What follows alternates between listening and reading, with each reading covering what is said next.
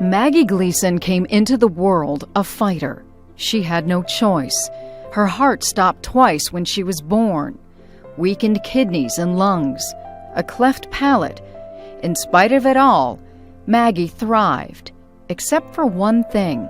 She is profoundly deaf, born without cochleas, the snail-shaped bones in the inner ear that allow us to hear. She had auditory nerve damage in both ears, and so therefore the traditional cochlear implant was not possible. Frustration and setbacks hurt, but the Gleason family never gave up on the dream that one day Maggie would hear. Science finally prevailed. An auditory brainstem implant that would actually bypass the ear altogether. But there were problems and risks. FDA hadn't approved them. There was a lot of research that needed to be done. And the fears at the time were like facial paralysis, brain damage, and then spinal cord paralysis.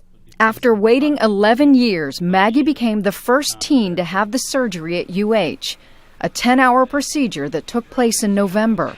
Typically, when we put an auditory brainstem implant, we know that it takes at least a year in the good situations in people who had hearing before and lost it before they can start getting some benefit from it.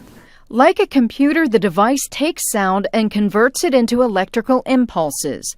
Those impulses travel through the skin by radio frequency and connect to the brainstem. 3 days after Christmas, doctors turned on the device for the very first time. And this is what happened. Maggie, can you hear me?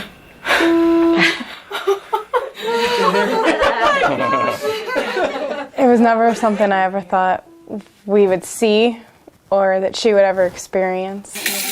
Once home, Maggie was overcome with sounds. So many things made noise, but her favorite sound? She said hearing her dad call her name and hearing his voice. Just go on in. Okay. A month later, Maggie is making progress. The device has been fine-tuned. She learned how to rank the pitches from low to middle to high. And that is really hard for someone that hasn't had any experience with sound before. So she's really remarkable.